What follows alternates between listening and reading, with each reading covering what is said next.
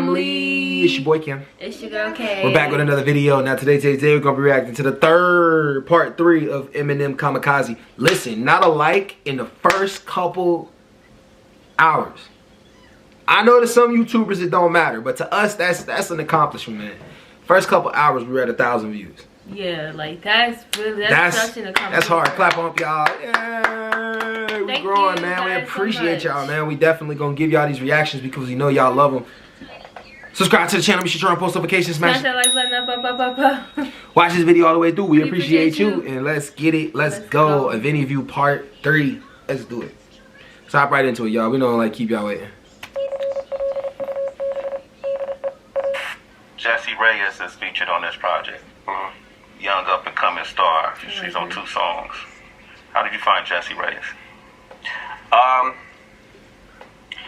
was coming home. I got home one night from a video shoot actually, and she was on TV. It was a Seth Meyers show, and she was doing that song Gatekeeper. And I was like, who the fuck is this? Because her voice to me was so crazy.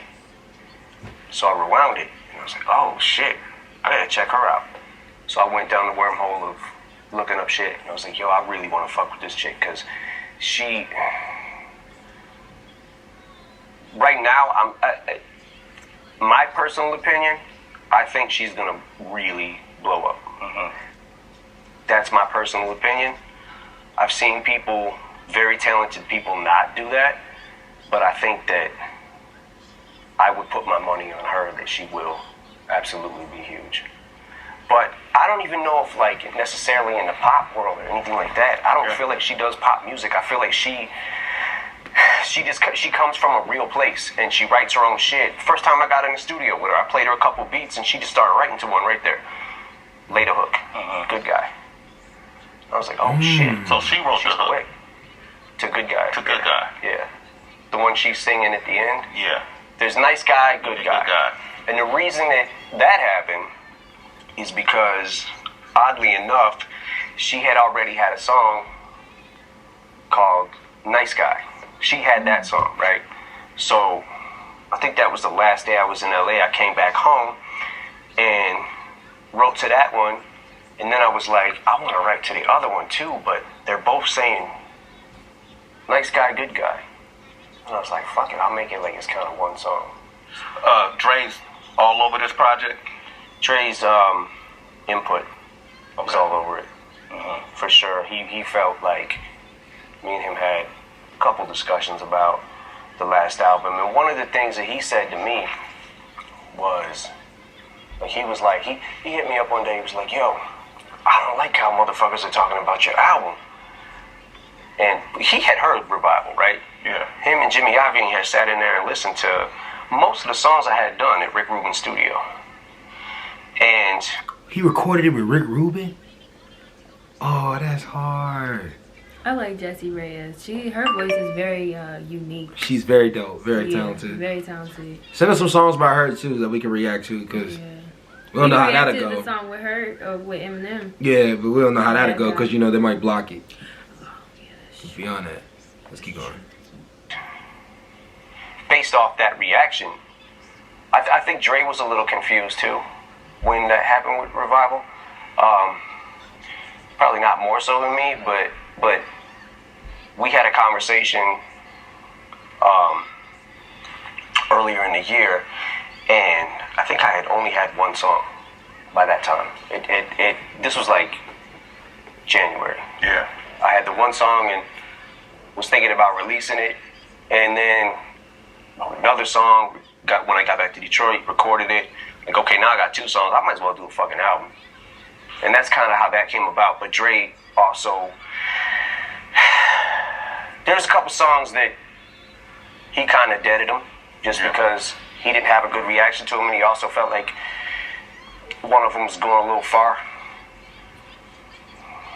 A song, what does that mean? Like, how far did it go? It definitely went too far.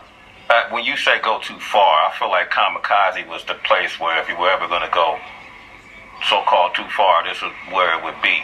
You did the BET verse for the rap cypher, and in it, you covered a lot of content that was relevant to the world we live in today that some folks want to sweep under the rug, and this is my own personal opinion.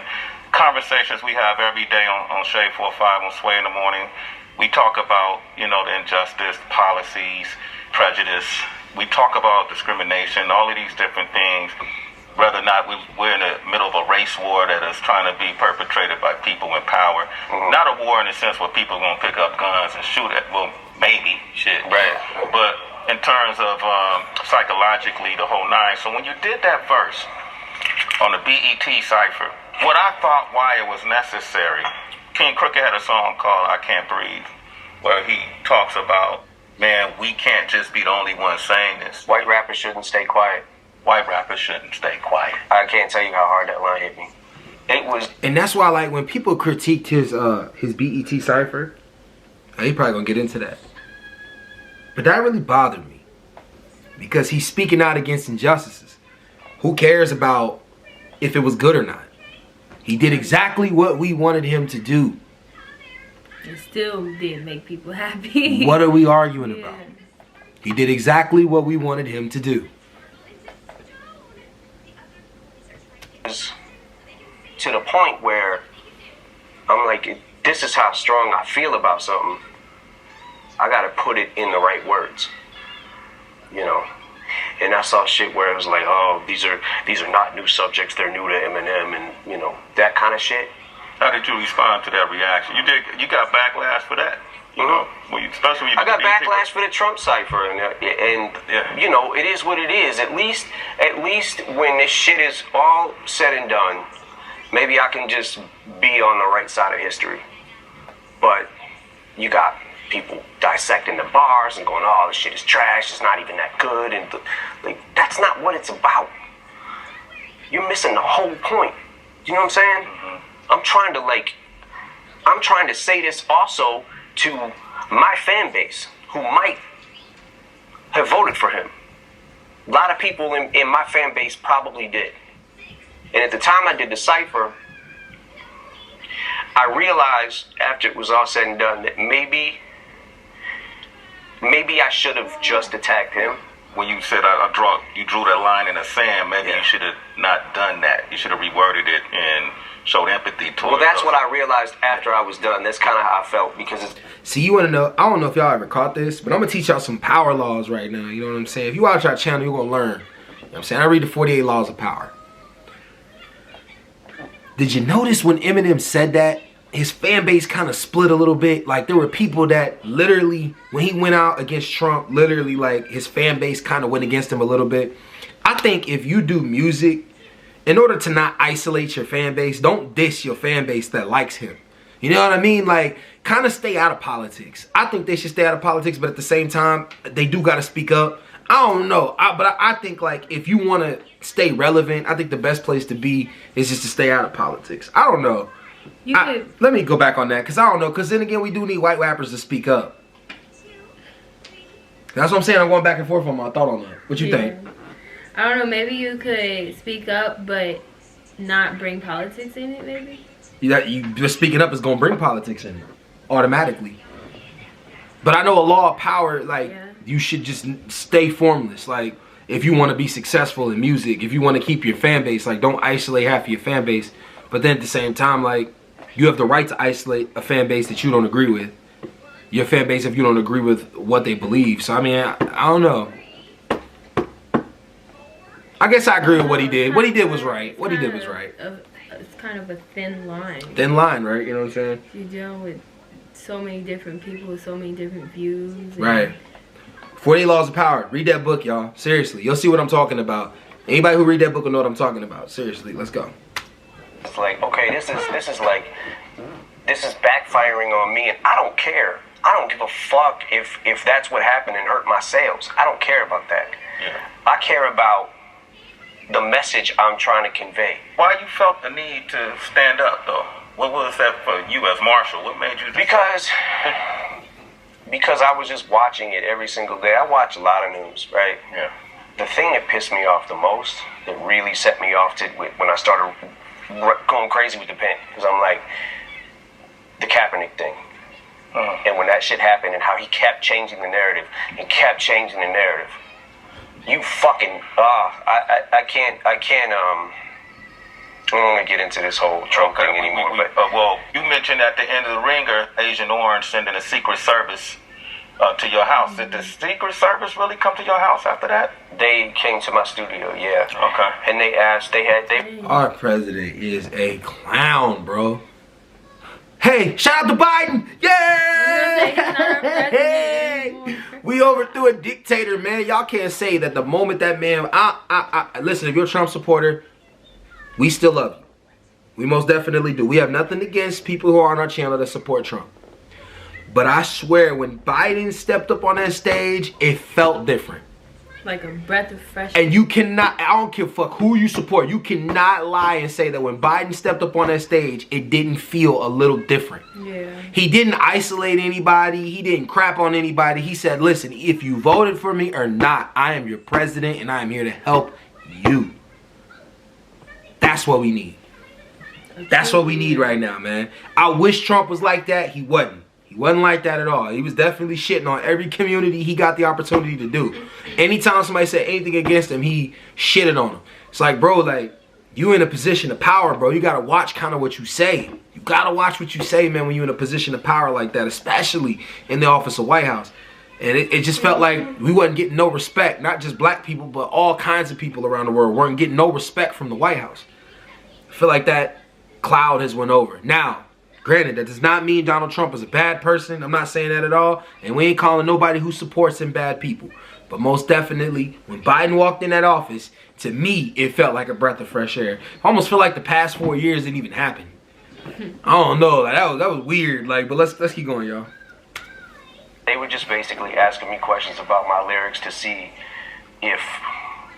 what the intent was behind them. And if I was making a actual threat or just expressing myself. So that really happened. Wow, that's crazy. Right now, what we're seeing too, because Colin Kaepernick was named the face of Nike's 30th anniversary of Just Do It. You saw that, right? And then you got a whole slew of people that are now burning Nike shoes and Nike. I saw that products. It's infuriating.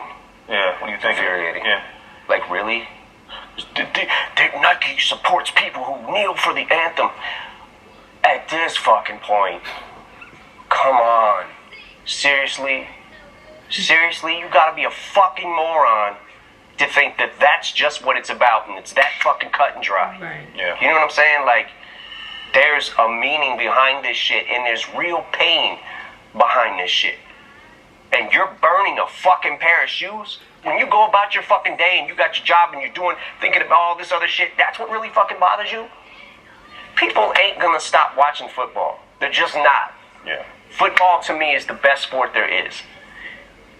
And what draws you to the game should not be, if that's how you feel about your country and you feel like you should stand for the anthem, stand for the anthem. That's fine. I'm not gonna say where, but I know people. There are people that I know that literally don't watch football no more because Colin Kaepernick kneeled. Really? There are white people I know that do that. Wow. There are white people I know that do that. They literally don't watch football no more because Colin Kaepernick kneeled. And I think that's fucking crazy. That's fucking crazy. But it's their choice. It's what they choose to do, man. I ain't judging nobody, man. I in my opinion, man, I feel like you live in this life and we want free speech. We want to be able to say whatever we want to say. If you racist, man, I'd rather you just tell me. I don't even know why we took down the Confederate flag. Show me my racist. I want to know, like, if you know how that flag makes black people feel and you still consider to fly it, to me, it's like, go ahead, keep flying it. I want to know. I want to know how you feel about me. I don't like them sneaky-ass white people. They'd be like, hey, I love you. Love you, Cam. Yeah. Behind closed doors, fucking nigger. Yeah. That nigger thinks he's so smart. Yeah, let me stop that for the monetize us or something. But let's keep going. But you also need to realize that this is America and people have died for these rights to be able to protest and to be able to take a knee. Stop making it fucking personal about yourself. You have nothing to do with this. I agree. We got to get back to Tyler, the Creator, man. I'm a I'm a big fan of Tyler's, you know, and I recently saw him perform. I know that Tyler was a big fan of yours growing up, right? And then I recall you even reading about you saying some good things about our future, how they're pushing boundaries years ago. Yeah, for sure. And you said some great things about them as a talent, as pushing boundaries as a group, our future as a whole. Yeah. What happened with you guys? Yeah, no, I really did like them. I thought, like, I thought their movement was really cool, too. Did y'all make music? We didn't make music, but, you know, I just felt like, okay, there's a mutual respect, you know. And a lot of the shit that ended up happening after that, like the tweet he put out with talking about Shady 15 and why can't people that are close to him tell him that his shit sucks and it's trash, and like, okay, listen, man, you don't have to like it, and it could really suck, but being that somebody really was cool to you, you would expect some kind of reciprocation, and just don't go public with it and publicly express your opinion and how much my shit is trash. Okay, so I chalk it up to them being young and just kids, you know what I'm saying? So it's like, all right, I've been there. You know what I'm saying? Yeah. Like, I was dick when I first came out. You know what I'm saying? Like, yeah, man, you were. I know. Yeah.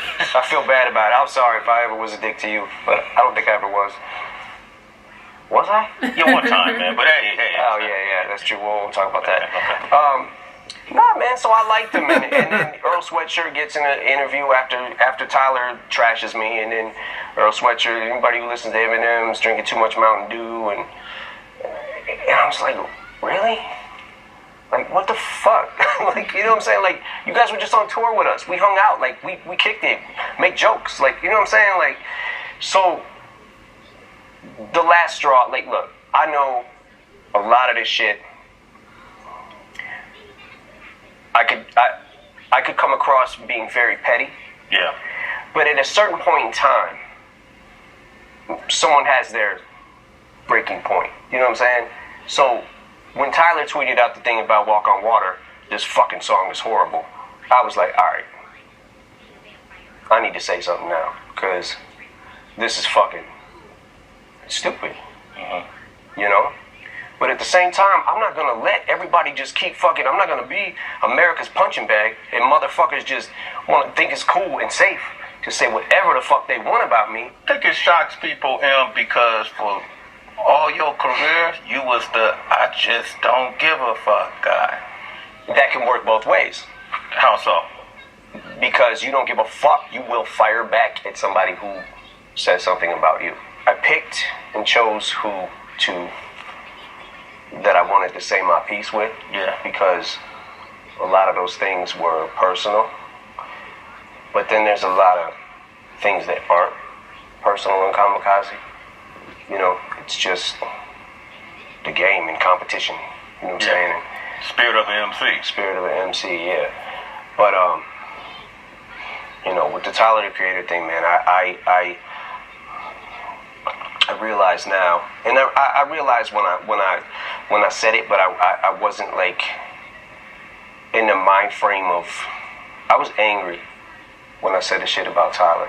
The fact of, like, every time I saw this kid, like, always so cool to you. You know what I'm saying? Like, I loved his energy, like everything, you know what I'm saying? Like, he was a funny dude, like, he's super charismatic and shit. But I'm sitting back like, man, at what point do I have to say something just to defend myself? And I think that the word that I called him on the album was, on that song, was one of the things where I felt like this might be too far.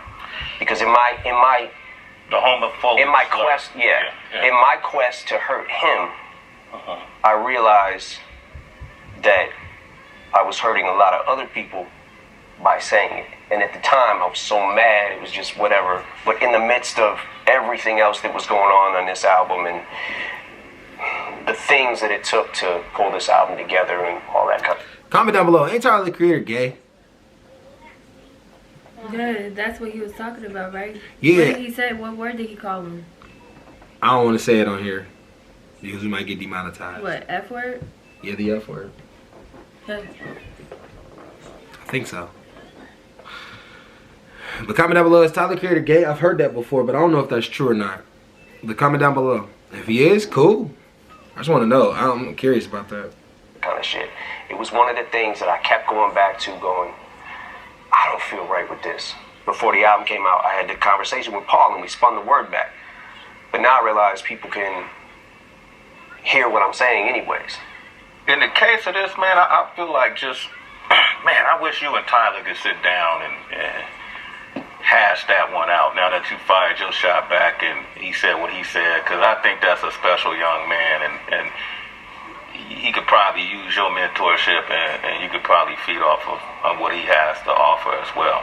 I could tell it's different from Joe or some of the other negative. Yeah, it's definitely different. It's not as personal. It's one of them things like, all right, dude, you deserve a tap now because I think you thought it was cool to just because you slid with the other things, and I didn't say shit because, like I said, I was chalking it up to them being young and just kids, man. I'm like, but at the same time, at what point do I just gotta keep taking this shit? All right, y'all.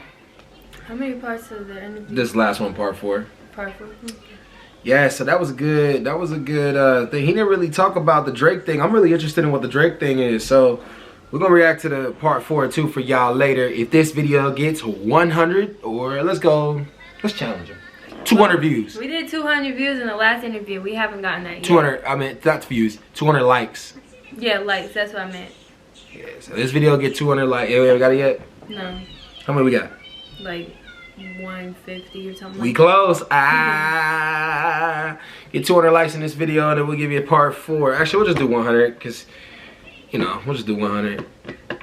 But y'all can give us 200 though. Most definitely, we appreciate any amount of views, yeah, man. But like any amount of likes, comments, views, anything. We already said this, so we ain't gotta say it again. Thank you for watching this video all the way through. We appreciate you, Haley. Yes, Haley, thank you so much. You want to talk to the King family real quick? Peace out. We're gonna keep doing that for y'all because we saw a comment somebody like that. So Haley, want to tell the King family how you feel right now? Yeah. Go ahead.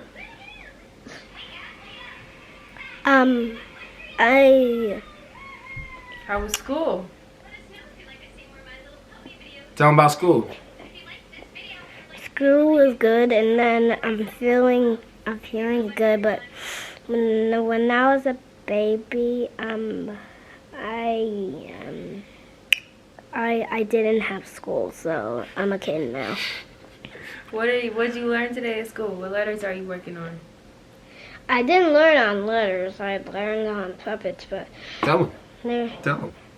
I didn't learn on letters, guys, but I just learned on puppets. But I didn't work on my hippo puppet, but I didn't. I forgot to finish it at school. Yeah. It's okay. That's all right. Good All right, job. y'all. Hey, what you hit me for? Because you laughing at her. All right, get him out of here, Haley. Bye, y'all. See ya.